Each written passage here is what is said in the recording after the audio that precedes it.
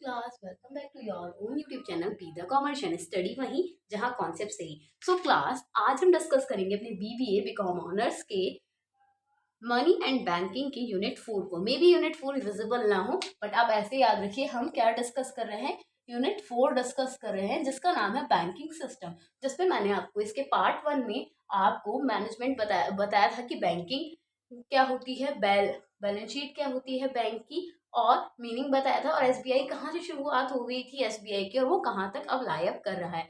ये सब हमने अपने पार्ट 1 में रिकवर किया था। अगर आप पार्ट 2 देख रहे हैं तो पहले पार्ट 1 को देखिएगा, ताकि आप उन दोनों के बीच में इंटरलिंक बहुत अच्छे से क्रिएट कर पाए और आपका पूरा कॉन्सेप्ट बहुत अच्छे से क्लियर हो पाए। तो आज हम शुरू करते हैं बिना किसी देर के अपने, जैसे कि हमने कल से शुरू किया था अपने वर्ड विच में मोटिवेट्स यू से, तो आज भी हम कुछ ऐसा ही आपके लिए मैं लेके आई हूँ वर्ड, कुछ ऐसे वर्ड जो आपको मोटिवेट कर सकते हैं। एंड देन उसके बाद पढ़ेंगे पोर्टफोलियो मैनेजमेंट के बारे में। तो पोर्टफोलियो मैनेजमेंट क्या होता है, क्यों पढ़ा जाता है, ये सब भी जानेंगे। तो सबसे पहले आज वर्ड्स विच में इंस्पायर यू से शुरू करते हैं। तो आज मैं क्या लाई हूँ आपके लिए, चलिए देखते हैं। सो स्टूडेंट्स, आज मैं आपको लेके आई हूँ आपके लिए वर्ड्स विच में इंस्पायर्स यू में क्या कहा गया इसमें, जीत निश्चित हो तो कॉलर भी लड़ सकते हैं, परंतु विजेता वह है जो हार निश्चित हो फिर भी मैदान नहीं छोड़ता। मतलब कि अगर आपको पता है कि अगर आप खेलोगे और आप ही जीतोगे, आप उसमें इतने काबिल हो उस गेम में, उस फील्ड में, कि आप ही जीतोगे, आपको अपनी सच्चाई पता है कि आप जीत सकते हैं, ठीक है, तो आप खेलेंगे ही खेलेंगे। क्योंकि आप किसी गेम को तभी खेलते हैं जब आपको पता होता है कि हाँ मैं इसमें जीतूंगा। अगर आप किसी खेल में खराब होंगे तो आप उस खेल को खेलेंगे ही नहीं। बट वो विजेता नहीं होता जो उस खेल में कुशल होने के बाद ही उसे खेलता है। विजेता वो कहलाता है कि जिसको उस फील्ड का कुछ आता ही ना हो, ठीक है, फिर भी, और उसको पता हो कि वो हारेगा हारेगा, बट फिर भी वो अपनी पूरी मेहनत करे, उस फील्ड में अपने आप को निखारे, और क्या करे, फिर उस फील्ड में अपने आप को जीत के दिखाए। तो कौन होता है विजेता, जो कड़ी मेहनत करता है और हार होने के बाद पता है उसे कि उसकी हार हो सकती है, फिर भी वो लगातार कंटिन्यूअसली क्या करता रहता है, मेहनत करता रहता है, ताकि उसे उसका 100% रिजल्ट मिल सके। उसी को हम क्या बोलते हैं, असली विजेता बोलते हैं, जिसको पता है कि वो जीतेगा नहीं पर फिर भी वो पूरे एफर्ट्स डालता है। जैसे कि एग्जांपल दे सकते हैं कि एक तो वो स्टूडेंट्स होते हैं बहुत ब्राइट होते हैं, जिनको बचपन से गॉड गिफ्टेड होता है कि एक बार जो पढ़ लेते हैं उन्हें वो याद हो जाता है, उनको बार बार रट्टाफिकेशन करने की जरूरत नहीं होती है। बट कुछ बच्चे वो भी होते हैं जिनको 10 बार में कोई एक चीज समझ में आती है। तो इसका मतलब वो थोड़ी ना कि वो बच्चे पढ़ाई छोड़ भी करें ही ना, ये सोचे हमसे होगा ही नहीं। बट वही असली बच्चे वही होते हैं, असली स्टूडेंट वही होता है जो क्या करता है कि उसके अंदर वो एक बार वाली काबिलियत नहीं, बस वो 10 टाइम करके करने वाली है। तो उस अपने 10 टाइम को करेगा और अपने आप को क्या कर पाएगा, एक अच्छा स्टूडेंट प्रूफ करेगा। तो इसी को कहते हैं कि विजेता वही है जो पूरी मेहनत करे और काबिलियत ना होने के बाद भी अपने आप पे मेहनत करने के बाद अपने अंदर वो काबिलियत लेके आए, ठीक है। क्योंकि हर चीज गॉड गिफ्टेड नहीं होती है, आपको कुछ चीजें अपने हाथ से भी बनानी होती है, मेहनत करनी होती है, जिसकी वजह से आपको सफलता मिलती है। तो ये था आज का हमारा word which means inspires you और मोटिवेट्स यू। अब बात करते हैं अपने टॉपिक की। तो आज हम जानेंगे पोर्टफोलियो मैनेजमेंट के बारे में। अगर ये मेरा थॉट पसंद आया हो तो लाइक शेयर एंड सब्सक्राइब करना ना भूलें। बने रहे अपने प्यारे चैनल बी द कॉमर्शियल के साथ। सो स्टूडेंट, सबसे पहले जैसे कि मैंने आपको कल बताया था अपने लास्ट पार्ट 1 में कि मैं अब आप लोगों को कुछ भी पढ़ाऊंगी तो उससे पहले आपको बताऊंगी कि क्यों पढ़ना है, किस लिए पढ़ना है और कहाँ काम आएगा, ठीक है। क्योंकि आप लोगों का आपका वाई क्लियर होगा, आपको पढ़ने की रीजन पता होगा, तो आपको उसमें इंटरेस्ट आएगा और आप उससे कहाँ कहाँ जा सकते हैं, कहाँ कहाँ यूज कर सकते हैं, तो आप उसको बहुत ज्यादा इंटरेस्ट के साथ पढ़ेंगे। क्योंकि आपको पता है कि कहीं ना कहीं आपको ये बताना या रिप्रेजेंट करना है। क्योंकि जब आप सिर्फ ऐसे ही पढ़ते हैं तो ऐसे ही पढ़ के ऐसे ही भूल जाते हैं, ठीक है। बट आप उसको जब इसलिए पढ़ते हैं कि हाँ आपको आगे भी चल के कहीं ना कहीं रिप्रेजेंट करना है, तो आपको वो उस तक याद रहता है। जैसे कि अगर मैं कुछ चीज जब अपने स्कूल या अपने कॉलेज टाइम में पढ़ती थी, तो मुझे पता था कि मुझे आगे चल के टीचिंग करनी है, तो मैं इसलिए नहीं पढ़ती थी क्योंकि मुझे मार्क्स लानी होती थी, मैं इसलिए पढ़ती थी क्योंकि मुझे पता था कि अगर ये चीज मैंने आज अच्छे से पढ़ ली तो कल को मैं आप जैसे बहुत सारे लोगों तक इस चीज को बहुत अच्छे तरीके से पढ़ा सकती हूँ और पहुंचा सकती हूँ, विच मीन्स, ठीक है। अगर मैं ही ढंग से नहीं पढ़ूंगी तो आप लोगों को क्या समझाऊंगी। तो यही वाली बात है, सिर्फ मार्क्स गेन करने के पर्पज से नहीं, नॉलेज गेन करने के पर्पज से पढ़ना होता है। तो पोर्टफोलियो मैनेजमेंट क्या होता है और ये हमें क्यों पढ़ना चाहिए, इसके पीछे का वाई क्या है, ये क्यों दिया गया है हमारे सिलेबस में, क्यों कंटेंट में प्रोवाइड किया गया है हमें। तो पोर्टफोलियो मैनेजमेंट क्या होता है, आप लोगों ने मैनेजमेंट तो पढ़ा था बिजनेस में कि मैनेजमेंट क्या होता है, कि किस चीज तरीके से हम उस चीजों को ऑर्गेनाइज करते हैं, how to organize the things in which manner, उसको हम मैनेजमेंट बोलते हैं, जिसमें हम चीजों को ऑर्गेनाइज करते हैं। अब पोर्टफोलियो क्या होता है, ये क्वेश्चन बहुत सारे दिमाग में आ रहा होगा कि ये तो पहली बार सुना है हम लोगों ने, इससे पहले तो शायद ही नहीं सुना होगा। तो पोर्टफोलियो मैनेजमेंट का मतलब क्या होता है, देखिए बच्चा, ये आपको कहाँ काम आएगा और क्यों काम आना चाहिए। ठीक है, तो सबसे पहले ये आपको इन्वेस्टमेंट के पर्पज से आता है आपके बिजनेस में। इसमें जो हमारे मैनेजर होते हैं 2 तरीके के डिसीजंस लेते हैं। ठीक है, जब भी हम फाइनेंशियल मैनेजमेंट करते हैं तो हम अपने फंड्स को कहाँ से हमें लेना है, कितना लेना है और उसको कहाँ कहाँ इन्वेस्ट करना है, इस तरीके के 3 मेजर डिसीजंस लेते हैं। ठीक है, बट पोर्टफोलियो मैनेजमेंट क्या है, इन्वेस्टमेंट के 2 डिसीजन में से एक डिसीजन है जिसमें हम क्या करते हैं, ये देखते हैं अपने फंड्स को, जो भी किसी भी पर्पज से, कोई भी कंपनी है, कोई भी बिजनेस है, हमारे पास जो पैसा है हमें उसे किस तरीके से आगे इन्वेस्ट करना है कि जिससे हमें बहुत अच्छे लॉन्ग टर्म तक बेनिफिट मिल सके। इस तरीके से इन्वेस्ट करना है कि हमें अच्छे लॉन्ग टर्म तक बेनिफिट मिल सके, उसी को ही हम पोर्टफोलियो मैनेजमेंट कहते हैं कि हमें अपने पैसे को एक इफेक्टिव वे में क्या करना है, इन्वेस्ट करना है। तो पोर्टफोलियो मैनेजमेंट कौन करता है, पोर्टफोलियो मैनेजर करता है, यानी कि हमारा जो फाइनेंस मैनेजर होगा वो करेगा। इससे हमें क्यों पढ़ाया जाता है, ताकि हम अपने बिजनेस में जितने भी फंड्स हमारे पास हैं, जितने भी इन्वेस्टमेंट हम करना चाहते हैं, उसको हम इतने इफेक्टिव मैनर में करें कि हमें उसका जो प्रॉफिट मिले, जो हमें उससे फायदा मिले, बहुत अच्छी तरीके से मिले। कहीं भी एक पोर्टफोलियो मैनेजमेंट मैनेजर के थ्रू कोई भी किसी तरीके का लॉस ना हो और हम अच्छे से बहुत शार्प माइंडेड तरीके से डिसीजंस को ले सके। तो समझ में आया पोर्टफोलियो मैनेजमेंट क्यों पढ़ते हैं, ताकि हम फाइनेंस के डिसीजन ले सके, कहाँ कैसे फंड्स को एलोकेट करना है, किस तरीके से इन्वेस्ट करना है, इसका पूरी जानकारी रख सके। समझ में आया आप लोगों को बच्चा कि क्या होता है पोर्टफोलियो मैनेजमेंट, क्यों पढ़ना चाहिए और कहाँ यूज होगा। ओके, अब इसी के साथ हम इसकी डेफिनेशन जानते हैं और इसके ऑब्जेक्टिव क्या है। तो सबसे पहले डेफिनेशन जानते हैं। होपफुली इतना तो समझ में आया होगा, वाई क्लियर हो गया होगा कि क्यों पढ़ना है। अगर आपको फाइनेंस में कहीं कुछ आगे सोचना है, या आपको भले फाइनेंस मैनेजर ना बनना हो, बट आप अपने फंड्स, जो आपके पास खुद के पास पैसा होगा, उसको तो इन्वेस्ट करेंगे ना। तो उसको इन्वेस्ट करने के लिए आपके पास नॉलेज तो होनी चाहिए ना। तो अपने फंड्स को अच्छी तरीके से एलोकेट करने के लिए, इन्वेस्ट करने के लिए आपको इसको जानना जरूरी है, क्योंकि तभी आप इन्वेस्ट कर पाएंगे, अच्छी जगह इन्वेस्ट कर पाएंगे, तभी अच्छा उससे रिटर्न मिलेगा, तभी कहीं ना कहीं जाके आपके रिच होने के चांसेस बहुत ज्यादा बढ़ेंगे। तो जानते हैं definition of portfolio management. Student, क्या कहती है हमारी डेफिनेशन फाइनेंशियल मैनेजमेंट और पोर्टफोलियो मैनेजमेंट की। थोड़ा सा मुझे लग रहा है आज मेरा बोर्ड थोड़ा तिरछा जा रहा है और तिरछा ही दिख रहा है, बट क्या कर सकते हैं, it's not up to me. वैसे सीधा करने का बहुत ट्राई कर चुकी हूँ बट नहीं हो रहा है। इट्स ओके, थोड़ा एडजस्ट करेंगे। ठीक है, क्योंकि मुझे एकदम चीज़ें परफेक्ट चाहिए थी, थोड़े भी ऊपर नीचे होती है तो कहीं ना कहीं मुझे मेरे माइंड पे इफेक्ट डालती है, बट कभी कभी एडजस्ट करना सही रहता है। ठीक है, क्योंकि टाइम नहीं है हमारे पास बिल्कुल भी। तो शुरू करते हैं अपनी डेफिनेशन के साथ। तो क्या कहती है हमारी definition, it is a collection of financial investment. जैसे कि मैंने आपको बताया कि इसमें क्या होता है, कलेक्शन होता है। जितनी भी हमारी फाइनेंशियल इन्वेस्टमेंट होती है, जितनी भी हमारी मॉनेटरी या फिर मनी रिलेटेड इन्वेस्टमेंट होती है, जैसे कि लाइक स्टॉक्स, बॉन्ड्स, कॉमोडिटीज, यानी कि जितने भी हमारे पास सोर्सेज हैं, बॉन्ड हो गया, चेक्स हो गए, ट्रेजरी बिल्स हो गए, ये सब कॉमोडिटीज, कैश हो गया हमारा, या फिर कैश इक्विवेलेंट्स। कैश इक्विवेलेंट्स में क्या क्या आता है ना, ट्रेजरी बिल्स वगैरह में कैश इक्विवेलेंट्स में आते हैं। ठीक है, जो इंक्लूड करते हैं क्लोज एंडेड फंड्स को, क्लोज एंडेड फंड जिनसे हमें लॉन्ग टर्म ट्रांजेक्शन मिल सकता है, रिटर्न मिल सकता है, उनको हम एक्सचेंज करते हैं ट्रेड फंड्स में, और उसी को हम बोलते हैं पोर्टफोलियो मैनेजमेंट, यानी कि जिसमें हम अपने फाइनेंशियल इन्वेस्टमेंट के इंस्ट्रूमेंट्स को यूज करते हैं इफेक्टिव वे में, ताकि हमें उससे अच्छा लॉन्ग टर्म क्या मिल सके, रिटर्न मिल सके और हमें बेनिफिट हो सके। उसी को बोलते हैं हम पोर्टफोलियो मैनेजमेंट। अब जाने का ऑब्जेक्टिव क्यों लेके आए थे, इसके पीछे का क्या रीजन था, क्या उद्देश्य था, तो जानते हैं इसके ऑब्जेक्टिव्स क्या क्या है। होपफुली समझ में आएगा कि पोर्टफोलियो मैनेजमेंट क्या होता है, कि जिसमें हमें बहुत तरीके से, इस तरीके से हम अपने फाइनेंशियल इंस्ट्रूमेंट को क्या करें, इन्वेस्ट करें, ताकि हमें उससे अच्छा लॉन्ग टर्म प्रॉफिट हो सके और इफेक्टिव वे में हम क्या कर सके, अर्निंग को अर्न कर सके या फिर रिटर्न को अर्न कर सके, ले सके, और अपनी अपनी ऑर्गेनाइजेशन को उससे हम बेनिफिट दे सके। तो समझ में आया कि पोर्टफोलियो मैनेजमेंट क्या होता है class. Okay, well done, yes ma'am समझ में आ गया, वेरी गुड। अब जानते हैं ऑब्जेक्टिव क्या क्या है। स्टूडेंट, अब हम देखेंगे हमारे ऑब्जेक्टिव्स में क्या है। इसके बेसिकली 3 ही ऑब्जेक्टिव होते हैं पोर्टफोलियो मैनेजमेंट के, ज्यादा नहीं है, सीधा तरीके से ऐसे ही याद हो जाएंगे आप लोगों को। इवेंचुअली मैं आपको बताती हूँ बहुत तरीके से, बहुत अच्छे तरीके से, कि कैसे कैसे याद क्या करना है, क्या क्या हो सकता है इसमें। लिक्विडिटी, यानी कि हम पोर्टफोलियो मैनेजमेंट इसलिए करते हैं ताकि हम उसे बहुत जल्दी से लिक्विफाई कर सके। लिक्विफाई का मतलब क्या होता है, एक्सचेंज कर सके। It's not working, so I haven't taken second one.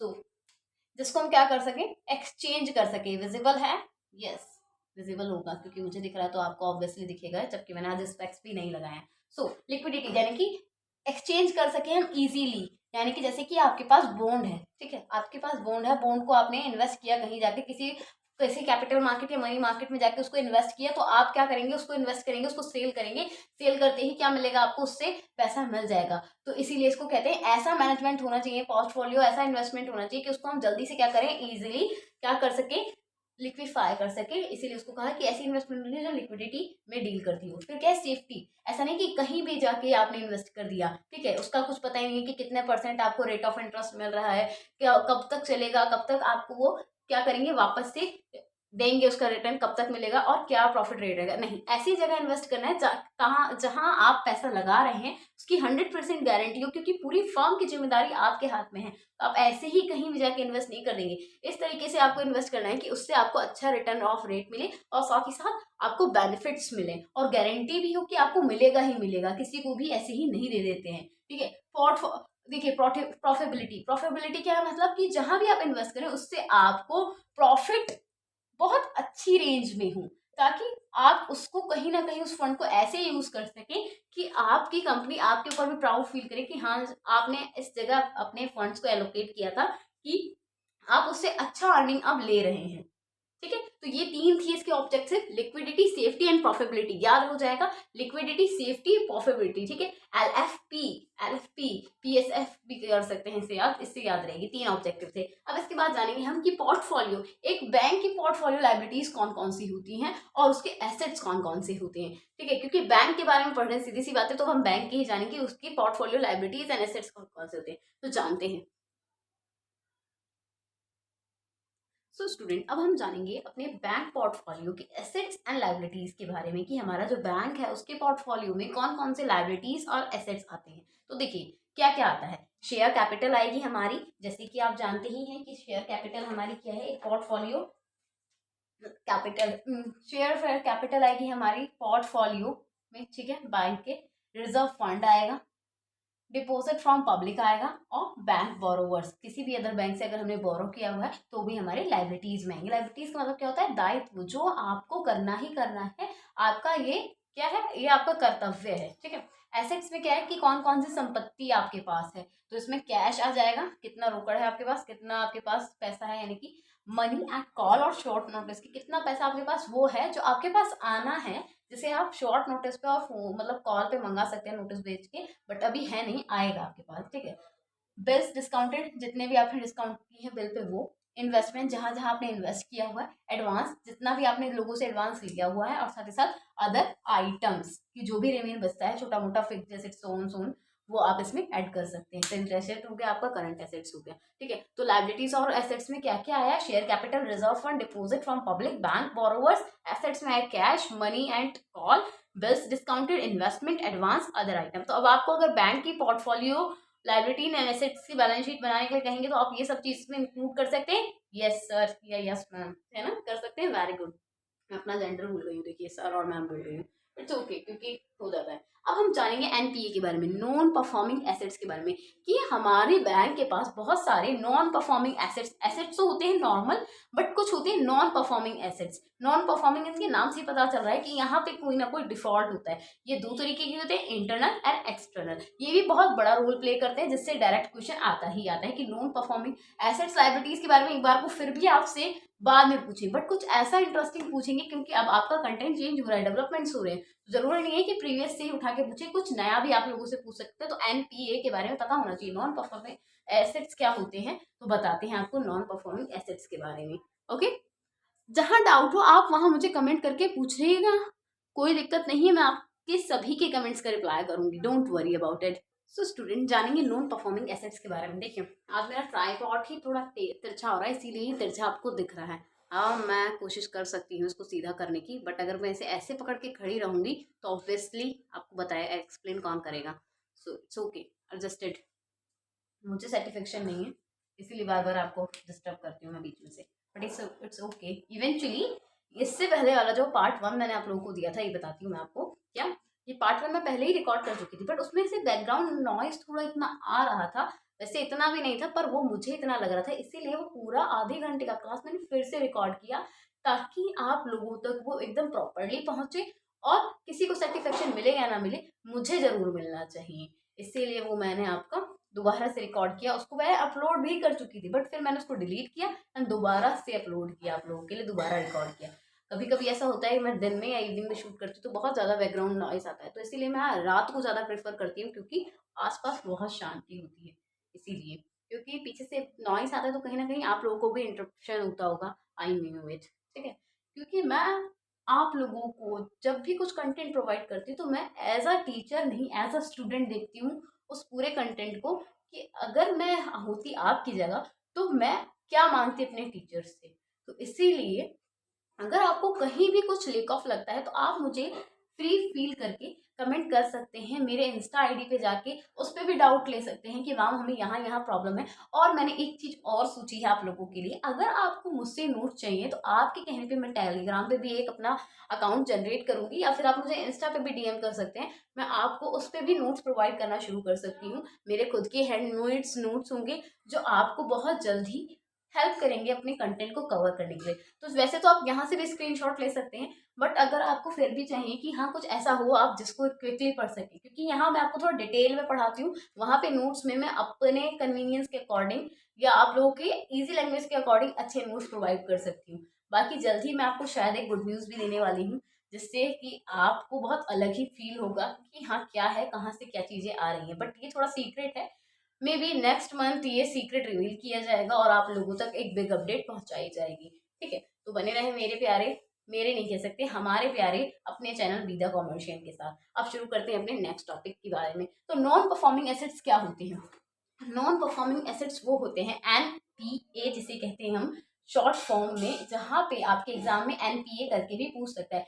Non performing NAP लिख दिया मैंने, सॉरी नैप हो गए, तो NPA non performing, non profit organization और एसोसिएशन भी बनता है वैसे तो इससे, बट यहाँ पे नॉन परफॉर्मिंग एसेट्स की बात कर रहे हैं हम। तो नॉन परफॉर्मिंग इसके नाम से ही पता चल रहा है, जो परफॉर्म नहीं करते हैं, जो किसी ना किसी कारण असमर्थ होते हैं, अनेबल होते हैं कुछ परस्यू करने के लिए। तो नॉन परफॉर्मिंग एसेट्स इतना बड़ा मैंने लिख दिया जिससे आपको वाइडर दिखे। जैसे मेरा मोटिव नहीं था इतना डराने का आपको, बट फिर भी मैंने लिख दिया, और लिखने के बाद सोचा कि नहीं लिखना चाहिए था, आप लोग देख के थोड़ा डर जाओगे कि इतनी बड़ी डेफिनेशन, ओ माय गॉड।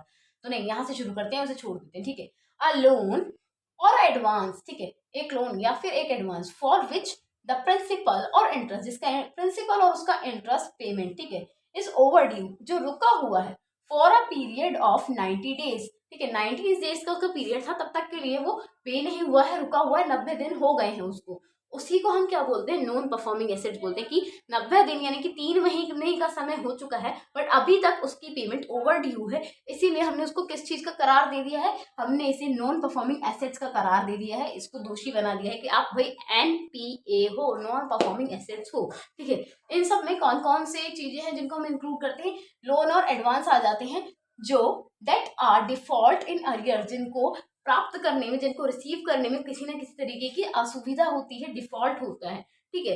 किसके कारण? Due to the late payment और मिस्ड पेमेंट के कारण, इसीलिए हम इसको क्या कह देते हैं? नॉन परफॉर्मिंग एसेट्स कह देते हैं। तो नॉन परफॉर्मिंग एसेट्स कौन से होते हैं? जिनको 90 दिन के बाद भी, 90 दिन तक भी पे ना किया गया हो और उनको प्राप्त करने में, उनको रिसीव करने में एरियर हो रहा हो, ठीक है, उसी को हम बोलते हैं नॉन परफॉर्मिंग एसेट्स। अब ये दो तरीके के होते हैं, इंटरनल और एक्सटर्नल। देखते हैं कौन कौन से हैं।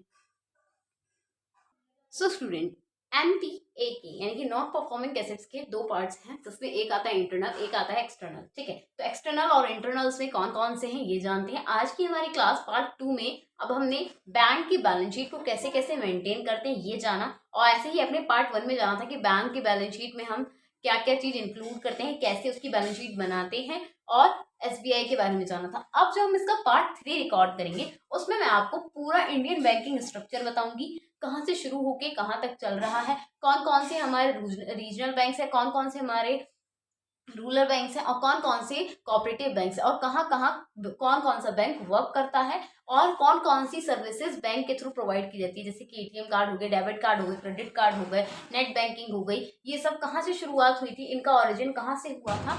एंड ये भी जानेंगे साथ ही साथ कि अब इसको आगे तक हम कहाँ से कहाँ तक लेके जा रहे हैं, एंड सो ऑन। बहुत सारा टॉपिक है जो हम अपने पार्ट 3 में कवर अप करेंगे, जिसमें पूरे बैंकिंग सिस्टम्स के बारे में अच्छे से डिटेल्ड बताया होगा, ठीक है। अभी तक हमने मेंटेन कैसे करना था अकाउंट्स को ये जाना, अब जानते हैं एनपीए के बारे में, इंटरनल और एक्सटर्नल वेरिएबल्स कौन कौन से हैं इसके।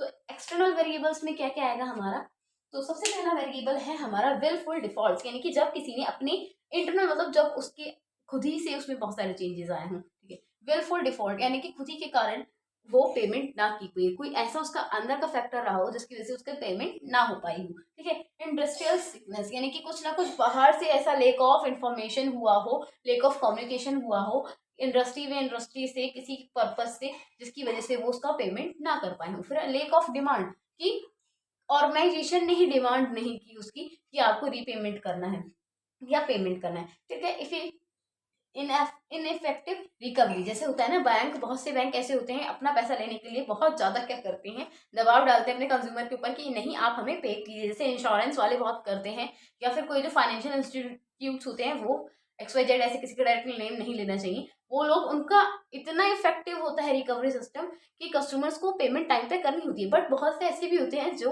अगर कोई कस्टमर नहीं दे रहा तो उन पर इतना इन्फ्लुएंस नहीं करते हैं उन्हें, और उन्हें लीव ऑफ कर देते हैं कि जाओ अब हमने तुम्हें अपना डाउटफुल डेब भी मान लिया, बैड डेबिट्स मान लिया, तो आप मत दीजिए। इसी की वजह से उनकी पेमेंट कहीं ना कहीं नहीं हो पाती है और वो जाके जो फाइनेंशियल बैंक्स होते हैं जाके डूब जाते हैं, यही कारण होता है इन्हीं तरीके के NPA की वजह से, ठीक है। चेंज ऑफ गवर्नमेंट पॉलिसी यानी कि आपके गवर्नमेंट ने ही क्या कर दिया, जैसे डिमांड, जैसे कि लोन्स को माफ कर देती है गवर्नमेंट कि जितना भी किसानों का लोन था अब हमने माफ कर दिया, तो जिस जिस बैंक ने दिया होता है कहीं ना कहीं अब वो उसका भुगतान नहीं करवाते हैं, पेमेंट नहीं कराते, क्योंकि चेंज कर दिया गवर्नमेंट ने ही, पॉलिसी में कह दिया है कि अब हर किसान का लोन माफ कर दिया गया है इस तरीके से, ठीक है। वो भी हमारे जो लोन माफ कर देती है सरकार, और उसका भुगतान किसको करना होता है, उस बैंक को करना होता है जिसने वो पैसा दिया होता है किसानों को, ठीक है। इस तरीके से एक एग्जांपल दे रही हूँ मैं आपको, नेचुरल क्लाइमेट्स यानी कि कुछ ऐसा हो जाए जैसे आग लग जाए, बाढ़ आ जाए, तूफान आ जाए, अगर आपका पेमेंट और किसी ऐसे इंसान के पास है जिसकी जो किसी ऐसी कंडीशन में, आपकी पूरी कंट्री ऐसी कंडीशन में जा रही है जहाँ पे कुछ नेचुरल क्लाइमेटिक चेंज आया है, तो अब आप क्या कर सकते हैं, तो आपका जो पेमेंट आना था वो किस में चला जाएगा, NPA में चला जाएगा। ये इसके सारे एक्सटर्नल फैक्टर्स थे, जिसमें गवर्नमेंट, जिसमें क्लाइमेट, जिसमें आपका खुद का इनफेक्टिव रिकवरी था, लेक ऑफ डिमांड था, इंडस्ट्रियल सिकनेस था, और विलफुल डिफॉल्ट था कि इच्छा अनुसार ही ऐसा हुआ, ओके। अब एक्सटर्नल क्या है, बाहरी वेरिएबल्स क्या है इसकी, पुअर क्रेडिट अप्रेजल, यानी कि आपने ऐसे इंसान को दे दिया था क्रेडिट के लिए अप्रेजल कि आपको पता था कि ये रिकवर नहीं कर पाएंगे, रीपेमेंट नहीं कर पाएंगे, फिर भी आपने इसको दे दिया, ठीक है। डिफेक्टिव लैंडिंग का मतलब कि आपने जब वो पेमेंट की थी या किसी को वो लोन प्रोवाइड किया था, उस टाइम आपने वहाँ चेक नहीं किया था कि उनकी कैपेबिलिटी है उसको रीपे करने की या नहीं है। इन प्रॉपर आपने रिसर्च नहीं किया और उठा के लोन दे दिया, इसीलिए अब वो क्या चला गया, NPA में चला गया। इनअप्रोप्रिएट मैनेजमेंट का मतलब क्या है कि आपने प्रॉपरली मैनेज नहीं किया, अपने फंड्स को मेंटेन नहीं किया, रिकॉर्ड नहीं किया, इस वजह से क्या हुआ, वो आपके NPA में चला गया। ये आपका इंटरनल है, ठीक है, ये तो बाहर के थे, ये सब इंटरनल है जहाँ पे ऑर्गेनाइजेशन की गलती है, यहाँ पे किसकी थी, बाहर के लोगों की गलती थी, आउटर लोग थे, यहाँ इंटरनल आपकी खुद की गलतियां हैं, बैंक की खुद की गलती है यहाँ, ठीक है।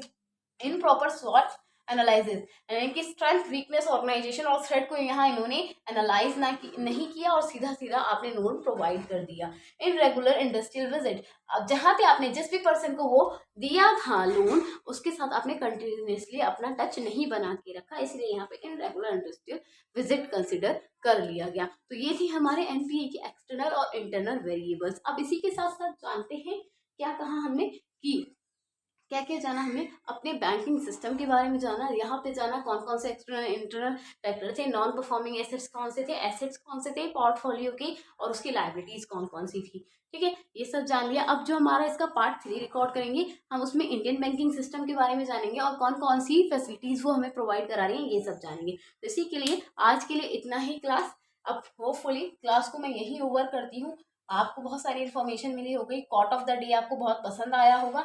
अगर पसंद आया तो hashtag like share and subscribe करना ना भूलें अपने प्यारे channel be the commercial study, वहीं जहाँ कॉन्सेप्ट सही। Okay class, take care, bye bye.